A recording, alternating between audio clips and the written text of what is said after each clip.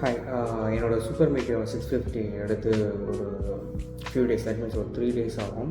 So அதுக்கப்புறம் வந்து பார்த்திங்கன்னா நான் வந்து ஆர்எம் அண்ட் ஃபாக்லைட் வந்து இன்ஸ்டால் பண்ணேன். ஆல்ஃபா ஃபாக்லைட்டும் அண்ட் ஆர்எம்ஐ இன்ஸ்டால் பண்ணேன். அப்புறம் ஒரு ஃபியூ ஹவர்ஸ் ட்ரைவ் பண்ணிட்டு இருக்கும்போது திடீர்னு வந்து இன்ஜின் சிம்பிள் வந்து இண்டிகேஷன் எரிய ஆரம்பிச்சிச்சு கிளஸ்டரில். ஸோ நாட் ஈவன் ஒரு ஃபஸ்ட் சர்வீஸ் கூட ஒன்றும் போகல. ஸோ என்னடா இதை வந்து செக் பண்ணுவோம், சரி யூடியூப்பில் இருக்கா ஏதாச்சும் வீடியோஸ் இருக்கான்னு செக் பண்ணுவோம். ஐ ஃபவுண்டட் நிறையா வீடியோஸ் இருந்துச்சு யூடியூப்பில். ஸோ அதை வந்து எப்படி டயக்னாசிஸ் பண்ணன்றது வந்து நான் வீடியோ போட்டிருக்கேன். Just watch the video. உங்களுக்கு ஒரு நல்ல ஒரு இன்ஃபர்மேஷன் கிடைக்கும் இதெல்லாம். ஸோ பார்க்குற எல்லா யூடியூப் வீடியோஸ்லையுமே நமக்கு வந்து டயக்னாசிஸ் நடக்கணும்னு அவசியம் கிடையாது. அதை எப்படி ரெக்டிஃபை பண்ணலான்றதும் நான் இதில் பண்ணியிருக்கேன். Just watch it. வாங்க வீடியோக்குள்ள போகலாம். இன்ஜினை இக்னைட் பண்ணுறதுக்கு முன்னாடி எல்லா லைட்டும் எரிஞ்சிக்கிட்டு இருக்கோம். ஒன்ஸ் இன்ஜினை இக்னைட் பண்ணதுக்கப்புறம் பார்த்தீங்கன்னா எல்லா லைட்டும் டிஸப்பியர் ஆகிரும். ஒன்லி இன்ஜின் லைட் மட்டும் எரிஞ்சிக்கிட்டு இருந்துச்சு. அதுதான் எப்படி டயக்னாசிஸ் பண்ண போகிறோன்றதை நம்ம பார்க்க போகிறோம். சரி, ஓகே, யூடியூப்பில் வந்து வீடியோஸ் இருக்கான்னு சொல்லிட்டு செக் பண்ணேன். அதில் வந்து சிமிலர் வீடியோஸ் வந்து இருந்துச்சு. அந்த வீடியோவோட இன்ஸ்ட்ரக்ஷன்லாம் ஃபாலோ பண்ணி நோட் பண்ணி வச்சுட்டு, சரி ஓகே நம்ம வண்டியிலே செக் பண்ணி பார்க்கலான்ட்டு வண்டியை எடுத்துகிட்டு உட்காந்து அதில் சொன்ன அந்த ஸ்டெப்ஸ் எல்லாம் ஃபாலோ பண்ணேன்.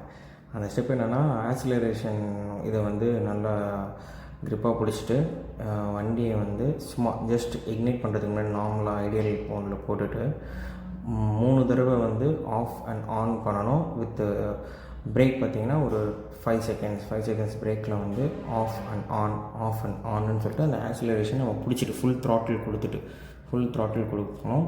வண்டியை ஸ்டார்ட் பண்ணக்கூடாது. வெறும் த்ராட்டில் மட்டும் கொடுத்துட்டு ஆன் அண்ட் ஆஃப் பண்ணால் சரியாயிடும்னாங்க.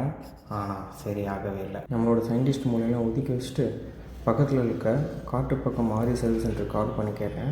அவங்க எடுத்துகிட்டு வர சொன்னாங்க. ஒரு ஃபியூ மினிட்ஸில் எடுத்துகிட்டு போனேன். ECM செக் பண்ணி பார்த்துட்டு ஹீட் சென்சாரில் ஒரு சின்ன கிளிச் இருக்குதுன்னு சொல்லிட்டு உடனே ரெடி பண்ணி வித்தின் ஃபியூ செகண்ட்ஸ், மிஞ்சி போனால் 1 மினிட்ல ரெடி பண்ணி கொடுத்துட்டாங்க.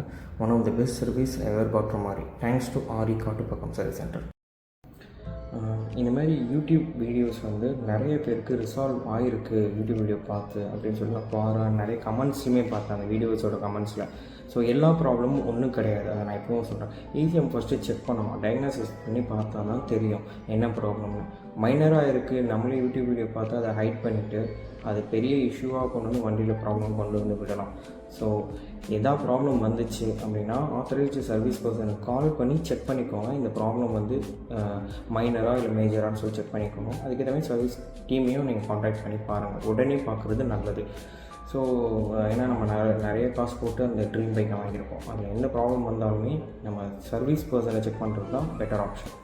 ஸோ இந்த மாதிரி நிறைய ஆட்டோமொபைல் வீடியோஸ் வந்து நான் போடலான்னு இருக்கேன் இதுக்கப்புறம். So kindly support me and subscribe to my YouTube channel. Thanks for வாட்சிங் திஸ் வீடியோ.